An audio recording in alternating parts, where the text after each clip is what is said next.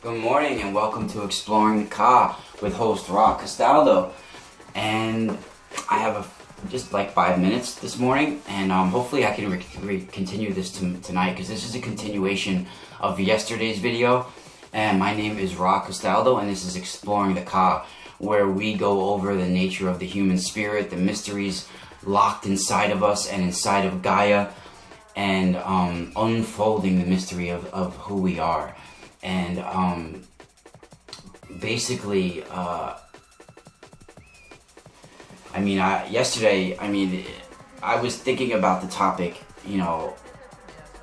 all day afterwards. And, we are a society based on fear. And fear has been installed in our psyche, in our consciousness. And when fear is a part of our consciousness, it makes us vibrate at a lower frequency, a more easily controlled frequency. And when we do this, basically we have,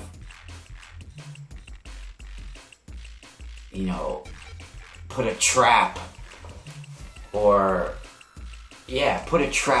our consciousness, where when we tap into it under the influence of fear, it's a trap for us, because we pick up lower entities that cling to us and bite at us and grab us and install themselves in our psyche. And I believe that fear in general was given to us by these fallen angels to divert us off of our spiritual ascension. And when I speak of these plant humanoids and the species within them, and how they are an extraterrestrial race, but using interdimensional technologies and astral technologies to conduct Gaia's inhabitants like an orchestra and affect us in such subtle and insidious ways. And the rose plant, it represents a species of plant humanoid that are protectors and warriors and scientists. And the rose plant is a technology on Gaia that is recording everything that it's come across, everything that's passed, during the time of its life on this planet. And the rose thorn in general is there, so we're cautious when we approach it. So we have fear when we approach it. So we're in a fear state and a cautious state when we approach it. So we have a lower vibrational frequency. So we're not open-minded when we touch the rose plant, because we're in a state of fear. We're looking out for the rose thorns. We're preoccupied. We're not ready to tap in to the Akashic records that it has access through the rose stem and the plant itself and the flower. And these plants are encoded with vital information for our spiritual evolution. And we have been given like astral warriors and guardians, in a way, ever since our inception. And when we were made, they gave us these astral guardians to watch over our divine spark and let us know that we have archonic influence, we have rulers, and give us a society structured around fear, that there is consequences.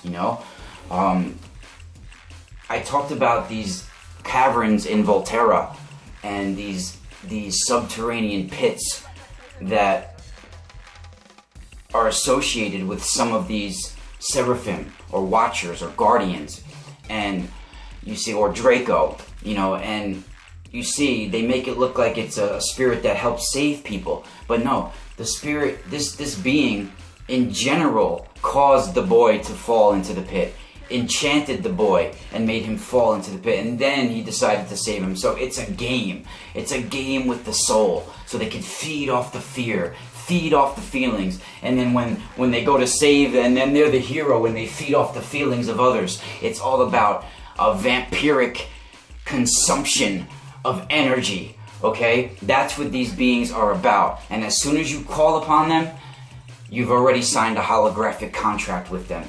And they need the energy to form. So just by you calling them and them manifesting, it takes energy from them to manifest, and you have to pay for that. That is, you see, I hope it's starting to sink in. You know, any contact that you're having with these beings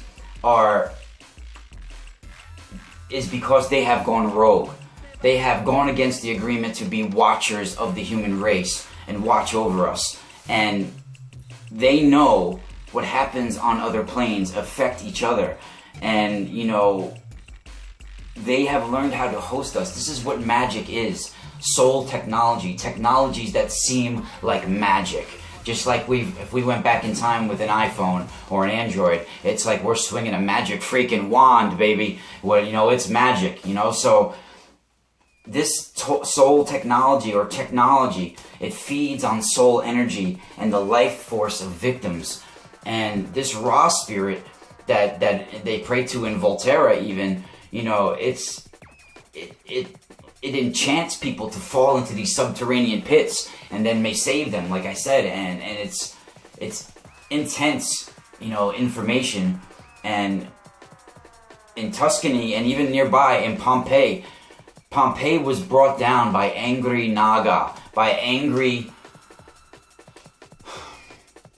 Seraphim or Draco, if you want to say. This is what caused Pompeii to be frozen in time from a volcano. You know, and Aradia was almost like an avatar. It was an avatar to Strega. Almost like a messiah type figure. And she was born in Volterra. This was her place, and she was born in the 1300s. And she is part of my lineage. And some people even think she was a myth.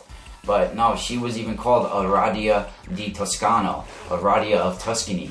And she was known all over Italy in those times, all over Europe even. And you can read about her in Charles Leyland's book, The Gospel of Aradia, and you can also read about her in some of Raven Gramassi's books as well. But pretty much she's not talked about at all. And I had a few notes that I took too, and you know, basically what I wanted to get into too, because I've been talking about the root races and how I found it interesting to know of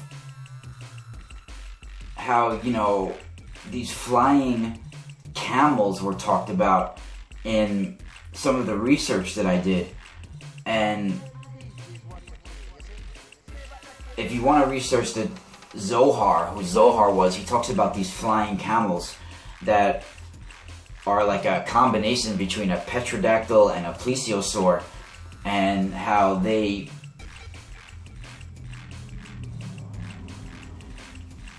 possibly lived in Atlantis and maybe still live in some of the depths of the ocean today. And you know, this fifth race that we are, we have definitely shrunk in stature, but they call this flying camel Kirshner's dragon. And you know, things I think in Atlantis just were in general way bigger than now, and we have totally sunk in you know, stature. And I'm gonna do a video hopefully tonight about the exorcism of Cain, and you know, Saturn and Satan, basically. And you know, Satan basically is Saturn, And I feel that the Gnostics were right on the money, you know, when they basically said the Jewish God is an angel of matter, and he who breathed conscious life into Adam, and he whose planet is Saturn. And God put a girdle around his loins, which are the rings of Saturn. And the name of the girdle is death. I'm gonna say spiral out and look forward to the secret of Saturn and the exorcism of Cain coming up in a future video blog. Spiral out.